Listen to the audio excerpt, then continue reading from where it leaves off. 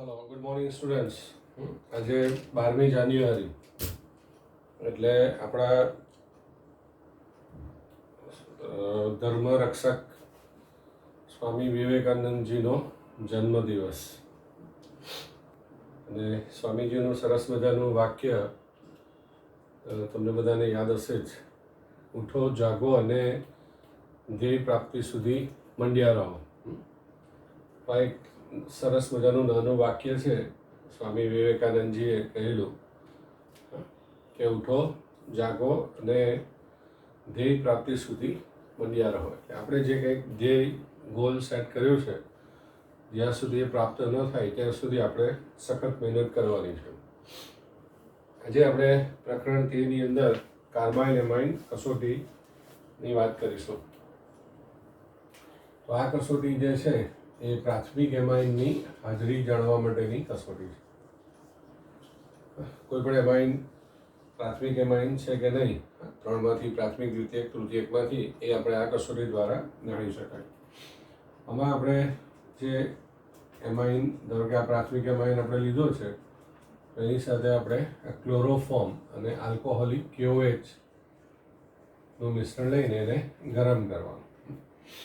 એટલે આપણે એને ગરમ કરશું એટલે જો પ્રાથમિક એમાઇન હશે તો આ પ્રાથમિક એમાઇનમાં આ નાઇટ્રોજન અને આ કાર્બન બંને ભેગા થઈને આ રીતે આ વાયુ બનાવશે અને આ પદાર્થ બનાવે KCl અને H2O. આ 3 Cl છે એટલે 3 KCl કરો એટલે 3 KOH થઈ જશે અને 3 O છે એટલે 3 H2O કરી દો.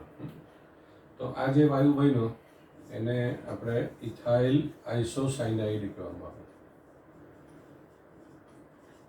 અથવા તો એને આ આઇસોસાયનાઇડ છે એને આજે આપણે નામ આપ્યું ને કાર્બાઇલ એમાઇન અથવા તો કાર્બિલ એમાઇન પણ તમે કહી શકો.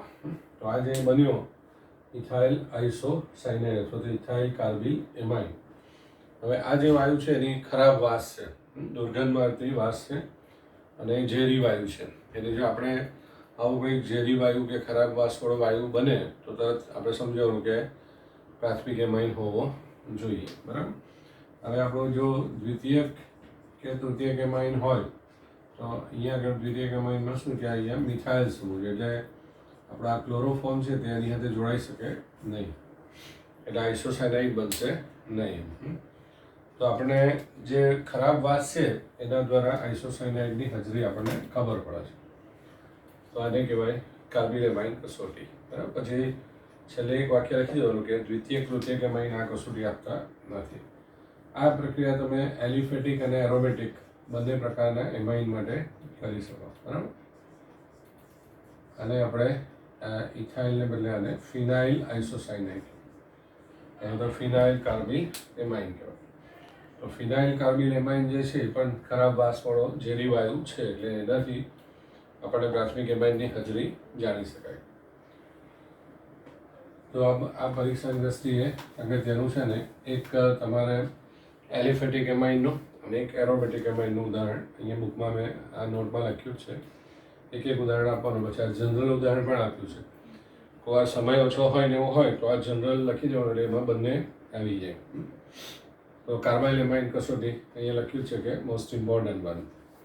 હવે આપણી નેક્સ્ટ પ્રક્રિયા છે HNO2 સાથેની પ્રક્રિયા. HNO2 ને નાઇટ્રસ એસિડ કહેવામાં આવે. નાઇટ્રોજનના ઓક્સો એસિડ છે એમાં નાઇટ્રસ અને નાઇટ્રિક બે જાણીતા છે. હવે આની અંદર તમારે શું કરવાનું કે એનું સૂત્રમાં થોડો આ પ્રમાણે ફેરફાર કરી દેવાનો. અહીં ઓને આગળ લખી દેવાનું OHNO. બરાબર. એટલે આ પ્રક્રિયા દ્વારા આપણે પ્રાથમિક એમાઇનમાં રહેલા NH2 સમૂહનું OH સમૂહમાં પરિવર્તન કરી શકાય. એટલે એમાઇનને આપણે આલ્કોહોલમાં ફેરવી શકીએ. બરાબર. આ રીતે HNO2 છે તો HNO2 છે એ સોડિયમ નાઇટ્રાઇટ અને HCl વચ્ચેની પ્રક્રિયાથી બનાવી શકાય. એનો આપણે સ્વતંત્ર રીતે ઉપયોગ કરી શકીએ નહીં, કેમ કે અસ્થાયી છે અને નીચા તાપમાને જે રહી શકે. એટલે સામાન્ય તાપમાને આપણે લેબોરેટરીમાં એને બોટલમાં ભરીને સાચવી શકાય નહીં, કારણ કે એ ઊંચા તાપમાને વધારે પડતો સક્રિય બની જાય. એટલે એને જ્યારે જરૂર હોય ત્યારે આ બેને ભેગા કરીને બનાવી દેવાનું. બરાબર. હવે આને આપણે પ્રક્રિયા કરશું એટલે આ બે નાઇટ્રોજન એ N2 તરીકે નીકળશે. પછી આ O અને આ H2 એ બે જણા H2O તરીકે નીકળશે. એટલે આ જે આખો ભાગ છે તે આ NOની મદદથી આખો નીકળી ગયો. અને હવે આપણા OH ભાગ બાકી રહ્યો તે આવી ગયો. એટલે આ રીતે એમાઇનનું આલ્કોહોલમાં રૂપાંતર થઈ જશે. તો NH2નું OH એટલે આને આપણે હાઇડ્રોક્સિલેશન પ્રક્રિયા પણ કહી શકાય. તમે જોઈ શકો કે NH2નું OHમાં રૂપાંતર થઈ ગયું. હવે તમારે જે ઉદાહરણ આપવું હોય તે પ્રમાણે અહીંયા સમૂહ લઈ લેવાનો. તો ઇથાઇલેમાઇનનું ઇથેનોલમાં, એનિલિનનું ફિનોલમાં રૂપાંતર કરી શકાય. આપણે એમ પણ એનિલિનમાંથી ફિનોલ બનાવવાની પ્રક્રિયા આગળ આપણે ભણી ગયા છે એટલે તમે જાણો છો. બરાબર. એટલે ફિનોલના ઉત્પાદનની 4 પ્રક્રિયાઓમાં એક પ્રક્રિયા રહ્યા હતી. આ થયું એનિલિનનું HNO2 સાથેની પ્રક્રિયા. બરાબર. આ અહીંયા લખ્યું છે પહેલાં એકચ્યુઅલી ડાયઝોનિયમ ક્લોરાઇડ બનાવવાનો હોય અને પછી એમાં પાણી નાખીને આલ્કોહોલ બનાવવાનું. તમે ડાયરેક્ટ કરી દો તો પણ ચાલશે. બરાબર. આ બાકીના સ્ટેપમાં મેં ડાયરેક્ટ જ લખેલું છે. હવે આ એક પ્રક્રિયા છે એ છે બેન્ઝીન સલ્ફોનાઇલ ક્લોરાઇડ. એને તમે એરાઇલ સલ્ફોનાઇલ ક્લોરાઇડ પણ કહી શકો. બરાબર. એરાઇલ સલ્ફોનાઇલ ક્લોરાઇડ એનું સૂત્ર છે આ બેન્ઝીન સલ્ફોનાઇલ ક્લોરાઇડ. બેન્ઝીન ઉપર SO2Cl. બરાબર. આ પદાર્થ ધ્યાન રાખજો. આ જે પદાર્થ મેં લખ્યો હજુ એને હિન્સબર્ગ પ્રક્રિયા તરીકે ઓળખવામાં આવે. પરીક્ષામાં પૂછાશે કે ભાઈ હિન્સબર્ગ પ્રક્રિયા એટલે શું? MCQમાં આવે એવું છે. હિન્સબર્ગ પ્રક્રિયા તો બેન્ઝીન સલ્ફોનાઇલ ક્લોરાઇડ. આ પ્રક્રિયા છે એ પ્રાથમિક, દ્વિતીયક અને તૃતીયક એમાઇનને છૂટા પાડવા માટેની પ્રક્રિયા તરીકે ઓળખાય છે. એટલે 3 એમાઇન આપણે મિક્સ કરીને આપણને આપ્યા હોય, ભેગા થઈ ગયા હોય, તો એ 3 છૂટા પાડવા હોય તો આ હિન્સબર્ગ પ્રક્રિયાથી એને આપણે છૂટા પાડી શકાય છે. આ પણ બહુ જ અગત્યનું છે. Benzene sulphonyl chloride. હવે આ બેન્ઝીન સલ્ફોનાઇલ ક્લોરાઇડ છે એ 3 એમાઇનનું મિશ્રણ હોય તો એમાં જ્યારે આપણે એની પ્રક્રિયા કરીએ ત્યારે એ પ્રાથમિક અને દ્વિતીયક એમાઇન એની સાથે પ્રક્રિયા કરશે. ધારો કે આ પ્રાથમિક એમાઇન છે અને આ આપણો દ્વિતીયક એમાઇન છે. હવે એની અંદર આપણે આ બેન્ઝીન સલ્ફોનાઇલ ક્લોરાઇડ અને આવી રીતે લખો તો પણ ચાલે, એની સાથે આપણે પ્રક્રિયા કરવાની. આ બંધ બતાવે તો સારી વાત, નહીં તો પછી ડાયરેક્ટ આ SO2Cl આવી રીતે લખી દો તો પણ ચાલે.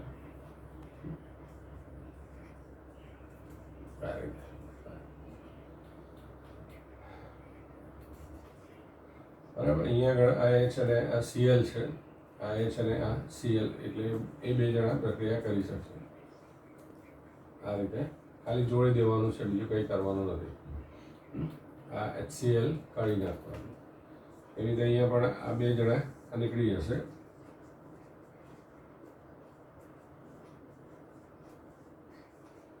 હવે જે તૃતીયક એમાઇન હોય એમાં કોઈ હાઇડ્રોજન છે નહીં, એટલે તૃતીયક એમાઇન છે એ આની સાથે પ્રક્રિયા કરશે નહીં.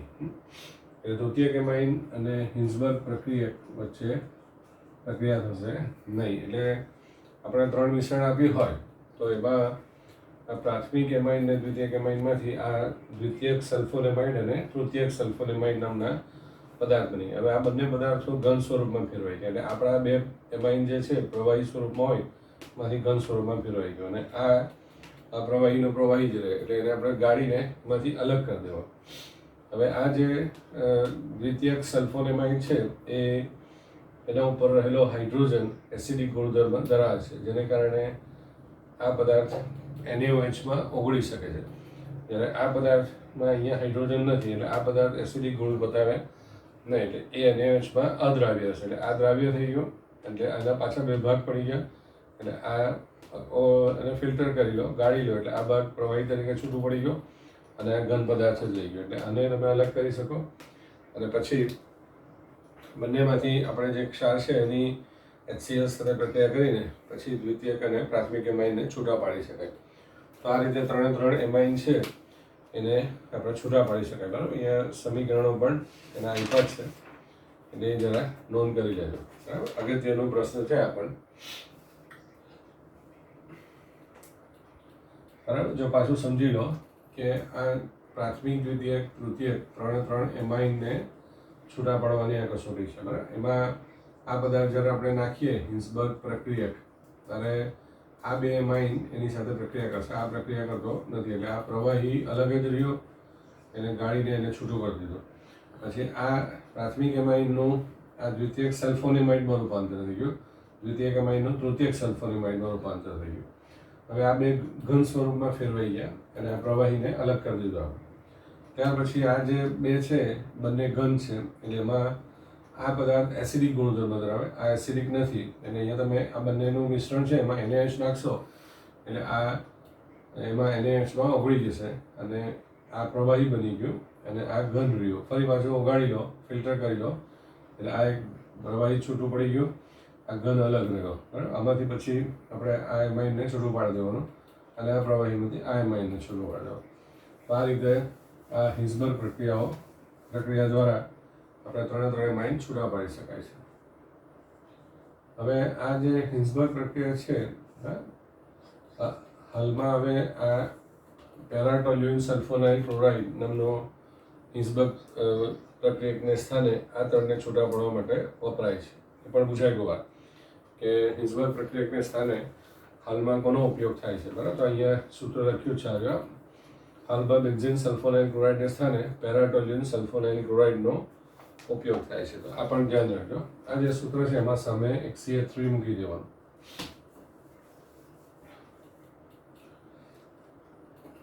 હવે આપણે આ એનિલિન જે છે એ એરોમેટિક સંયોજન છે અને એરોમેટિક સંયોજનો બધા જ ઇલેક્ટ્રોન અનુરાગી વિસ્થાપન પ્રક્રિયાઓ આપે છે. એટલે અહીંયા આગળ જે બધા આ H સમૂહ રહેલા છે એમાંના H પરમાણુ નીકળીને એની જગ્યા ઉપર નવા સમૂહ આવશે અને જુદી જુદી પ્રક્રિયા આપણે કરશું. હવે આ NH2 સમૂહ છે એટલે એ ઓર્થોપેરા નિર્દેશક સમૂહ છે. એટલે જ્યારે આપણે કોઈ પણ પ્રક્રિયા કરશું તો મુખ્યત્વે જે તે સમૂહ છે તે ઓર્થો અને પેરા સ્થાન ઉપર આમ જશે. એટલે નાઇટ્રેશન કરશું તો NO2 અહીં આવશે, ક્લોરિનેશન કરીએ તો Cl આવશે. ક્લોરિનેશન જો કે આપ્યું નથી પણ બ્રોમિનેશન કરો તો Br અને Br આવશે અને સલ્ફોનેશન કરો તો SO3H સમૂહ આવશે. પણ આપણે નાઇટ્રેશન અને બ્રોમિનેશન 2 પ્રક્રિયાઓ આપી છે. તો NH2 સમૂહ ઓર્થોપેરા નિર્દેશક હોવાથી પહેલાં આપણે એની બ્રોમિનેશન પ્રક્રિયા કરીશું. તો એનિલિનનું બ્રોમિનેશન. હવે એની અંદર આપણે તમને ખ્યાલ છે ફિનોલમાં જે રીતે કરેલું એ જ રીતે થવાનું કે પહેલી વાર આપણે કરશું એટલે ઓર્થો અને પેરા બ્રોમો એનિલિન બનશે. હવે આ બંનેને છૂટા પડ્યા વગર એનું પાછું બ્રોમિનેશન કરીએ તો આની અંદર આમાં જશે અને આમાં અહીંયા આવશે. એટલે ટૂંકમાં 2 મળીને એક જ થઈ જશે અને એનું ત્રીજી વાર આપણે કરશું તો અહીંયા આવશે. એટલે તમારે શું કરવું કે 3 Br2 સાથે લખી દેવાનું. 3 જગ્યા ઉપરથી અહીંયાથી H નીકળી ગયા અને 6 Br છે એમાંથી 3 Br અંદર ગયા, આ 3 અને 3 H અહીંયાથી નીકળ્યા તેની સાથે આ 3 અલગ થઈ ગયા. તો આ 2,4,6 ટ્રાઇબ્રોમો એનિલિન. એનિલિન એ લાલ રંગનું પ્રવાહી છે અને એની માછલીદાર તેલ જેવી વાસ હોય છે. એમાં તમે બ્રોમિન જળ નાખો એટલે આ 2,4,6 ટ્રાઇબ્રોમો એનિલિનના સફેદ અવક્ષેપ મળે છે. એટલે એનિલિનનું પ્રેક્ટિકલમાં એને કસોટી કરવી હોય તો એમાં પણ કામનું છે. બરાબર, આ થયું બ્રોમિનેશન પ્રક્રિયા.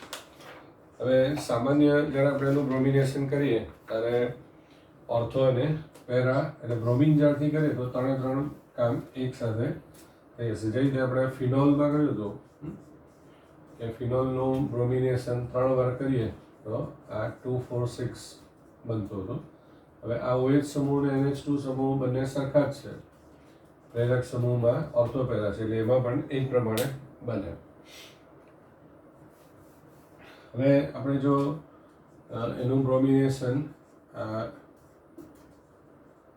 કાર્બન ડાયસલ્ફાઇડની હાજરીમાં આપણે કરીએ તો અહીંયા આગળ આપણને ઓર્થો અને પેરા નિપજ મળે છે. એટલે બ્રોમિન જળથી કરશો તો 246 બની જશે અને કાર્બન ડાયસલ્ફાઇડ કે ક્લોરોફોર્મની હાજરીમાં કરશું તો આ ઓર્થો બ્રોમો એનિલિન અને પેરા બ્રોમો એનિલિન બને. હવે આ નિપજનું પ્રમાણ સામાન્ય રીતે ઓછું હશે અને આ વધુ હશે. હવે ધારો કે આ નિપજને આપણે ઘટાડવી હોય, આનું પ્રમાણ જેટલું ઘટાડીએ તો આ વધારે બને, તો એને પ્રોટેક્ટિંગ કરવું પડે ગ્રુપને, સમૂહને. એટલે NH2 સમૂહની સક્રિયતા વધારે છે તો એ સક્રિયતાને આપણે જો ઘટાડી દઈએ તો આપણને એક જ નિપજ મળે. એટલે એને માટે આપણે શું કરવાનું કે એસેટિક એનહાઇડ્રાઇડ પિરિડિનની હાજરીમાં એસેટિક એનહાઇડ્રાઇડ સાથે એનું એનું એસાઇલેશન કરવાનું. એટલે આ જે ભાગ છે તે એની અંદર મોકલી આપવાનું. એટલે એનિલિનમાંથી આ એસિટેનિલાઇડ નામનો પદાર્થ બની ગયો. હવે આ NH2નું NHCOCO3 સમૂહમાં રૂપાંતર થઈ ગયું. બરાબર, જો અહીંયા લખ્યું છે કે NH2COCH3માં રૂપાંતર થયું. એટલે NH2 સમૂહ છે એ સંરક્ષિત થઈ ગયો એમ કહેવાય, પ્રોટેક્ટ થઈ ગયો કહેવાય. એનું કારણ શું છે કે એસિટેનિલાઇડ એટલે આ જે પદાર્થ છે એમાં રહેલો જે નાઇટ્રોજન ઉપર બંધકારક એ છે એની સંસ્પંદનો સાથે પરસ્પર પ્રક્રિયા કરે. બરાબર, એટલે એમાં જે રહેલો ઓક્સિજન છે એને કારણે આ એનિલિનની સક્રિયતા ઘટે છે. અને એ બનાવ્યા પછી જો આપણે બ્રોમિનેશન કરીએ એટલે આ સમૂહને લગાવ્યા પછી જો આપણે બ્રોમિન સાથે પ્રક્રિયા કરશું એસેટિક એસિડની હાજરીમાં તો આપણો આ સમૂહની સક્રિયતા પહેલાં કરતાં ઓછી થઈ ગઈ. એટલે હવે એ ઓર્થો નિપજ આપશે નહીં અને ફક્ત પેરા નિપજ મળશે. અને પછી આ આપણે એની અંદર પાણી ઉમેરવાનું.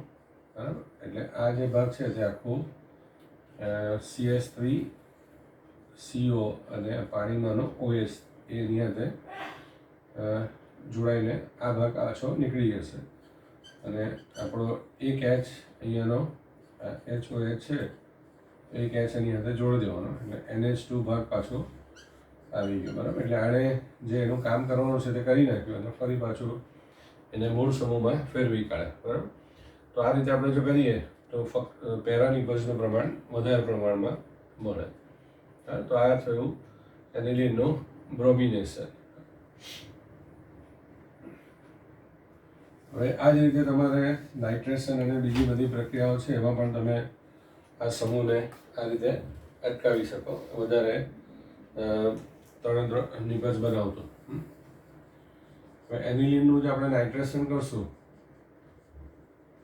તો નાઇટ્રેશન તમને ખ્યાલ છે કે સાંદ્ર HNO3 અને સાંદ્ર H2SO4 થી કરવામાં આવે. એટલે હવે આમ જોવા જાય તો આપણું ઓર્થો અને પેરા નિપજ બનવી જોઈએ. પણ અહીંયા શું થાય કે આ પેરા નિપજ પણ બને છે અને સાથે મેટા નિપજ પણ બને છે અને ઓર્થો નિપજ તો બનવાની જ છે. એટલે અહીંયા આપણે સમૂહ ઓર્થોપેરા છે છતાં એની મેટા નિપજ પણ બને છે. એટલે 51% જેટલું આ પેરા નિપજ, 47% આ અને 2% આપણો મેટા નિપજ. એટલે આ પણ પરીક્ષામાં પૂછાયું છે કે કેટલા ટકા આ નિપજ બને છે. 51%, 47% અને 2%. હવે આ જે નિયમ અનુસાર આ ઓર્થોપેરા છે એટલે મેટા નિપજ બનવી જોઈએ નહીં, છતાં અહીંયા શું થાય છે કે મેટા નિપજ બને છે. એનું કારણ શું છે કે અહીંયા જે આપણા HNO3 છે એ એમાંનો H+ આની સાથે જોડાઈ જાય છે અને એનિલિનિયમ આયન બનાવી દે અને આ જે સમૂહ છે એ પોતે મેટા નિર્દેશક છે. એટલે એને કારણે શું થાય કે આ રીતે મેટા નિપજ પણ મળે છે. આ પણ પરીક્ષામાં પૂછે તમને કહો કે મેટા નિપજ શા માટે બને છે. બરાબર, જો અગત્યનો પ્રશ્ન છે, અહીંયા બધું લખેલું જ છે અને કેટલા નિપજનું ટકાવાર પ્રમાણને પણ ધ્યાન રાખવાનું. હવે અહીંયા પણ જો તમારે બ્રોમિનેશનની જેમ તમારે જો ઓર પેરા નિપજને વધુ પ્રમાણમાં બનાવવી હોય તો સમૂહને આપણે પ્રોટેક્ટ કરવું પડશે. એટલે એને આપણે પીરીડીનની હાજરીમાં પેલાનીમાં જેમ પ્રક્રિયા કરીએ તે રીતે NH2નું NHCOCH3માં રૂપાંતર કરી દેવાનું અને પછી આપણે એનું નાઇટ્રેશન કરશું. આવી રીતે આપણે નાઇટ્રેશન કરશું તો અહીંયાથી ફક્ત આપણને પેરાનિપજ મળશે, બરાબર. અને આ પાણી નાખીને એસિડિક જળ વિભાજન કરવામાં આવે અને આ ભાગ જે સમૂહ છે એ એનું કામ પૂરું થયું એટલે પાછો નીકળી જશે અને આ રીતે તમને ફક્ત પેરાનિપજ બને. એટલે પેરાનાઇટ્રો એનિલિન તમે આ રીતે વધારે કરી શકો, બરાબર. તો એ પણ યાદ રાખજો કે સમૂહને પ્રોટેક્ટ કરવામાં આવે અને પછી એ આપણે ગુજરાતીમાં એને કહેવું હોય તો સંરક્ષિત કરવામાં આવે. એટલે એને કારણે શું થાય કે આ જે બે નિપજ છે મેટા અને ઓર્થો એ નિપજ મળતી નથી, બરાબર. તો એ પણ અહીંયા આગળ લખ્યું છે આ રીતે અને વધારે પ્રમાણમાં આપણે પેરાનાઇટ્રો એનિલિન બનાવી શકાય, બરાબર. તો આ થયું અને હવે આપણી એના પછીની પ્રક્રિયા છે સલ્ફોનેશન પ્રક્રિયા. તો સલ્ફોનેશન પ્રક્રિયા છે એ તમને ખ્યાલ છે કે સાંદ્ર સલ્ફ્યુરિક એસિડથી કરવામાં આવે.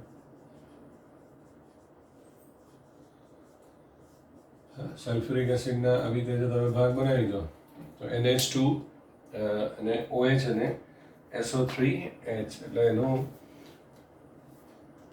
આપણે સલ્ફોનેશન કરીએ તો ડાયરેક્ટ પણ લખવું તો લખી શકાય. આ રીતે NH2ની પેરા પોઝિશન ઉપર આવી ગયું, બરાબર. તો આને પેરામિનો બેન્ઝીન સલ્ફોનિક એસિડ કહેવાય અથવા તો એને સલ્ફાનિલિક એસિડ કહેવામાં આવે. જો આને તમારે આ સલ્ફ્યુરિક એસિડના ભાગ આ રીતે પણ કરી શકો તમે, H અને HSO4 એટલે NH2 HSO4 anilinium hydrogen sulphate NH2 plus અને HSO4 માઇનસ અને પછી એનું 453 થી 473 કેલ્વિન તાપમાને આપણે એને સલ્ફોનેશન કરવાનું.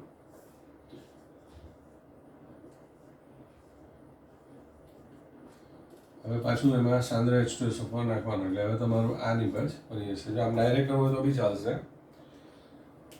હવે આ જે લખ્યું છે આપણે સલ્ફાનિલિક એસિડ અથવા પેરામિનો બેન્ઝીન સલ્ફોનિક એસિડ, એમાં આ NH2 સમૂહ છે એ બેઝિક ગુણવાળો છે અને આ સમૂહ છે તે એસિડિક ગુણધર્મ છે. સામાન્ય રીતે એસિડિક પદાર્થ હોય એ ઋણ આયન બનાવે અને બેઝિક પદાર્થ હોય તે ધન આયન બનાવે. એટલે આમાં બંને સમૂહ હોવાથી એનું એક સાથે ધન આયન અને ઋણ આયન પણ એમાં બની શકે એમ. એટલે અહીંયાનો જે H પ્લસ છે તે આના ઉપર જઈને આ પ્રમાણે એટલે બંને વીજભાર હોવાથી એ સ્થાયી સ્વરૂપમાં રહી શકે. આમ આપણે જાણીએ છીએ કે વીજભારીય કણ અસ્થાયી બને. તો આ જે બન્યું એને આવી રીતે જે બને એને ઝ્વિટર આયન કહેવામાં આવે કે જેમાં ધન આયન અને ઋણ આયન સાથે બને, બરાબર. આગળ આપણે પેલા એમિનો એસિડ્સમાં પણ ભણી ગયા છે ઝ્વિટર આયન. એટલે ઝ્વિટર આયન બે બને છે, એક એમિનો એસિડ્સમાં અને આ સલ્ફાનિલિક એસિડ્સમાં, બરાબર. અહીંયા સૂત્ર પણ એ બધું લખ્યું છે અને ઝ્વિટર આયન કેમ બને છે તે પણ અહીંયા આપ્યું છે. તો આ બધા ટૂંકા પ્રશ્નોમાં પૂછાય એવા છે કે સમૂહનું સંરક્ષણ કેવી રીતે કરવામાં આવે, એનાથી શું થાય અને નાઇટ્રેશનમાં નિપજનું ટકાવાર પ્રમાણ ને બધું. તો આમાં જે તમને કરાવ્યું એમાં કાર્બાઇલ એમાઇન કસોટી અને આ હિન્સબર્ગવાળી એ કસોટી એ બે ખાસ કરી જવાનું. બાકી બધી પ્રક્રિયાઓ તો એમાં સમજીને ખ્યાલ આવી જવું છે અને જો શાંતિથી વિચારીને લખશો તો એમ પણ સમજ પડી જવું છે. સરસ રીતે બધું લખીને આપ્યું છે તો તમને ખ્યાલ આવી જશે.